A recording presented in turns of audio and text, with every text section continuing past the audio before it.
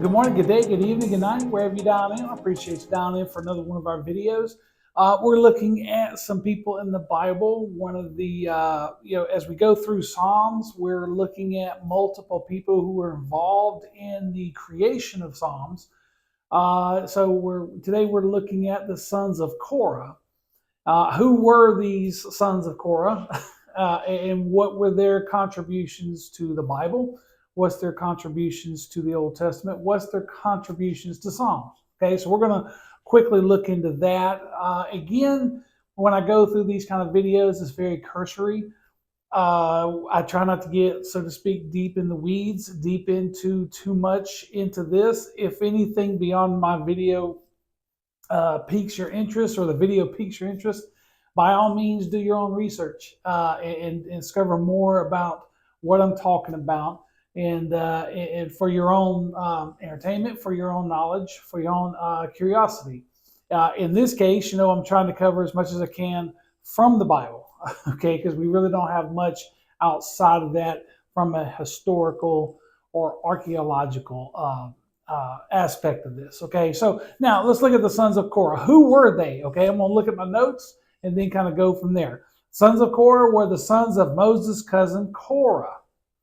The story of Korah is found in Numbers 16. Okay, so that's where we start this off. So we can't really talk about the sons without first talking about Korah.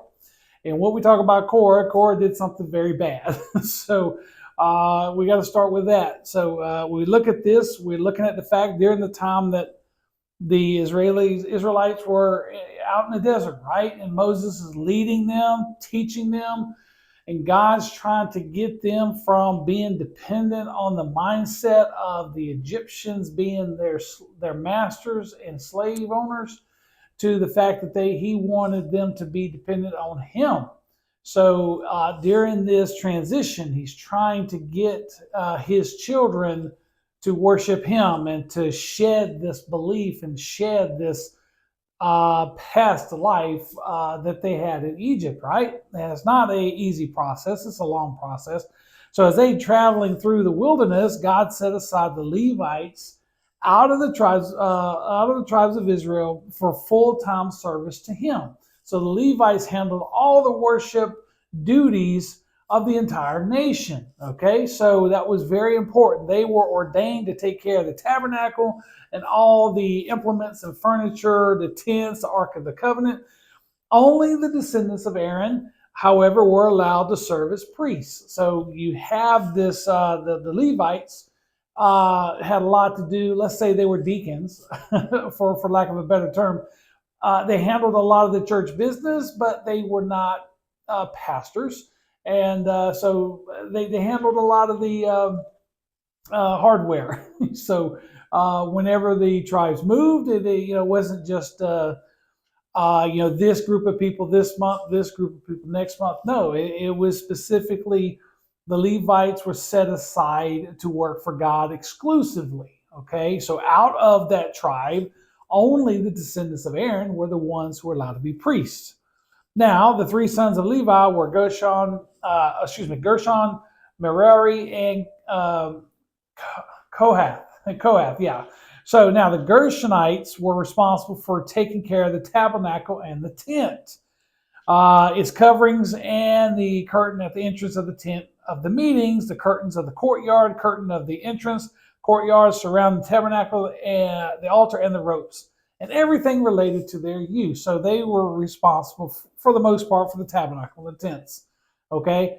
Now the Merarites were appointed for take care of the frames of the tabernacle, and the crossbars, posts, base, and all the equipment, everything related to their use, as well as the posts and surrounding courtyard and the base, tent pegs, and ropes. So yeah, you're probably thinking, well, this is all the same thing. Well, no. So there was a lot to this, and God has specific designs for his people. Okay, part of what God tells us to do is not necessarily to do more or less than what he asks us to do. And this is the case here. So the Gershonites had the tabernacle, the tents, and all the flaps and all the stuff to go with it. Merarites had the frames of the tabernacle, the poles and the framework and all that stuff.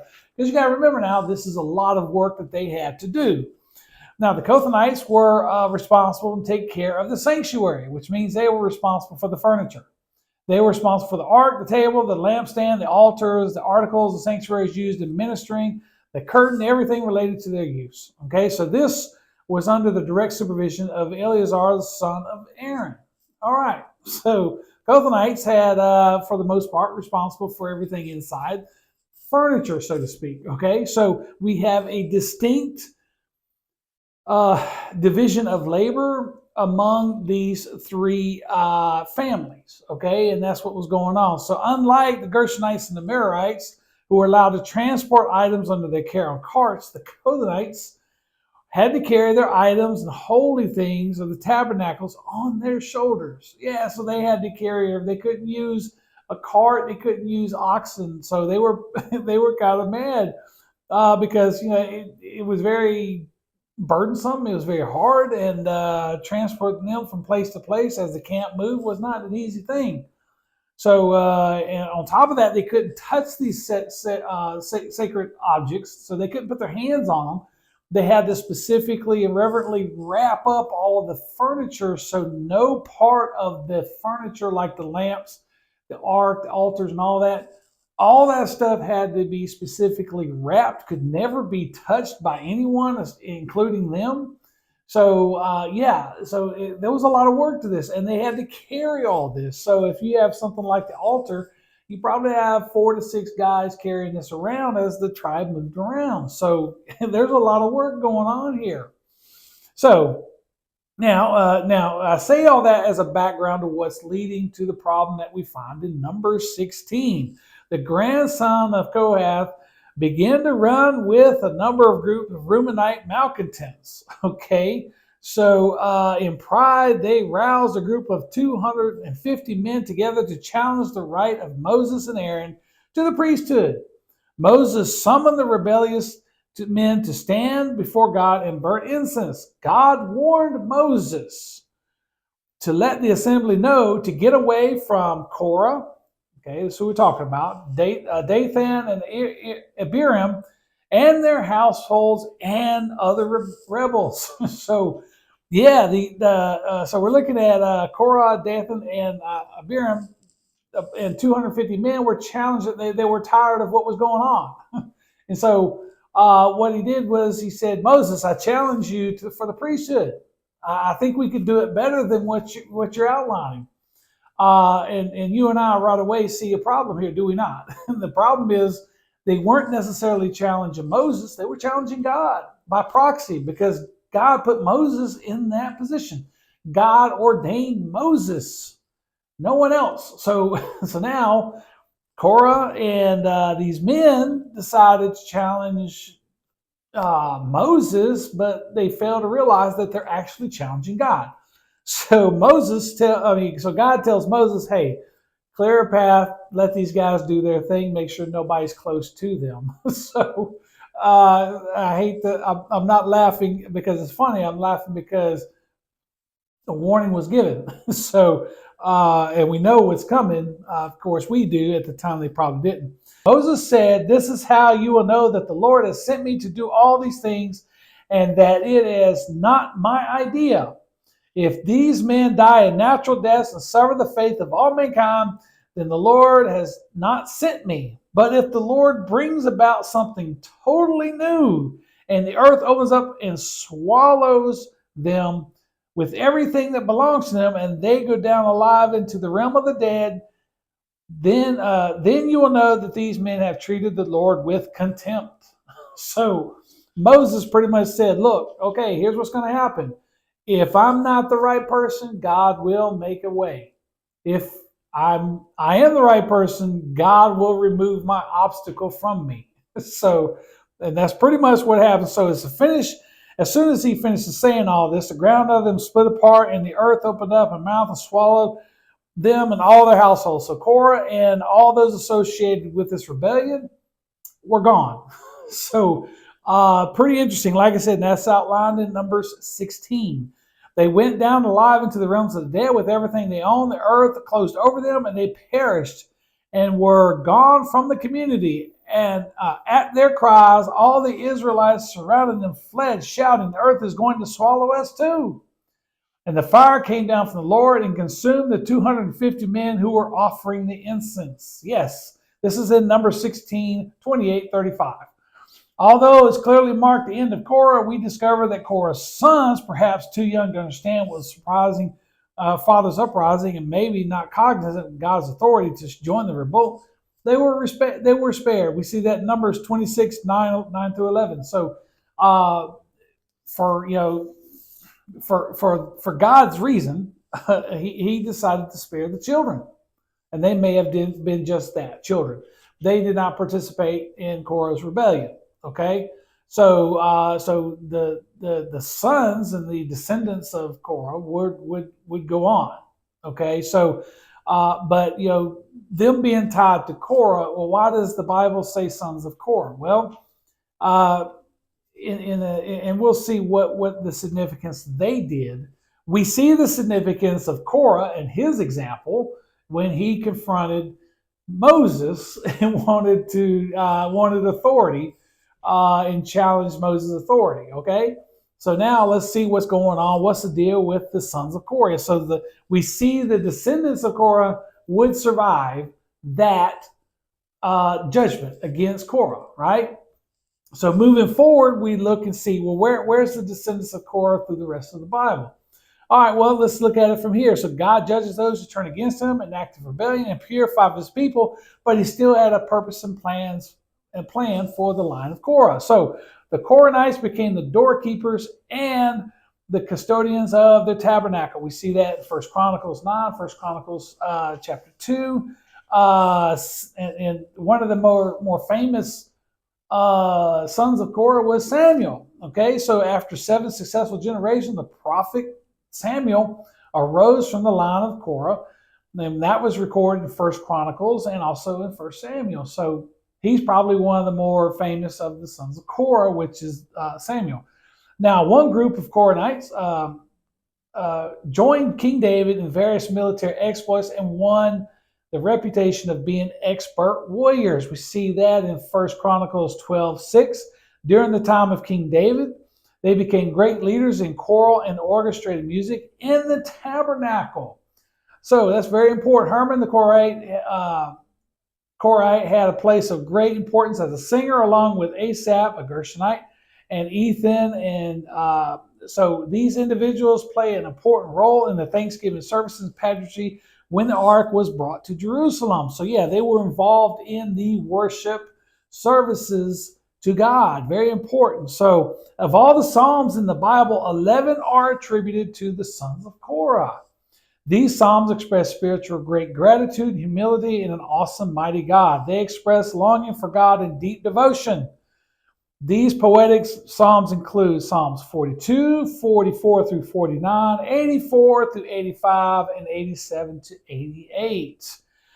So it's very important to us to look at that. So, when I'm looking at that, that's pretty much all that we have in regards to the sons of Korah.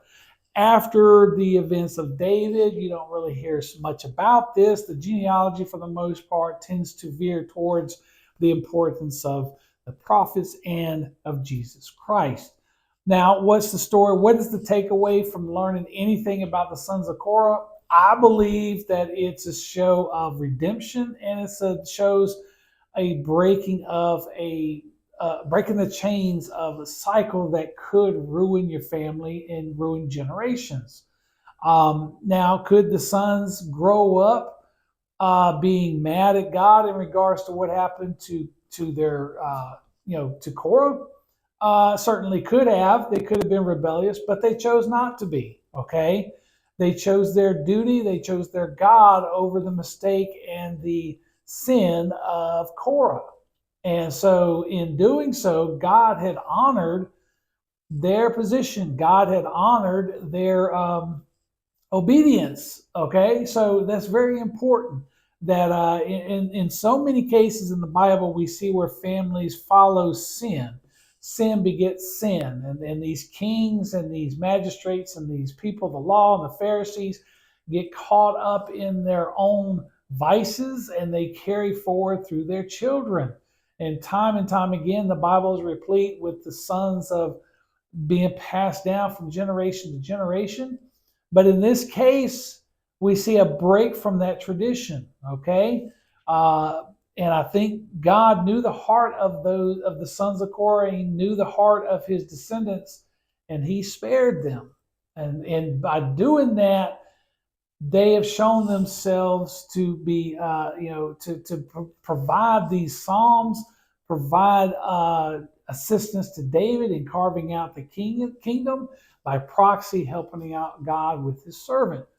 So these people have, the sons of Korah have proven to be of vital importance during the period of time, like Samuel, and during the time of David, during his campaigns to establish his kingdom, and then in the worship of God through the temple, the tabernacle, and not the temple, but the tabernacle and the tent and the ark and the services that were given to the people. So it's very important to me that I would bring that out, and I found that pretty interesting, and I figured I would share that video, share that knowledge with you, that the sons of Korah did contribute just like we do.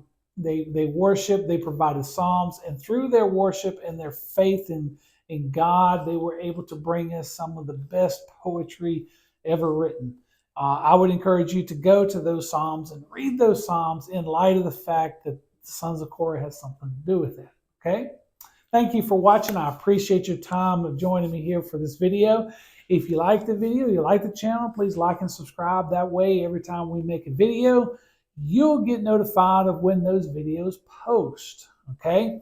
We'd love to have you here at Webb Baptist. We meet on Wednesdays.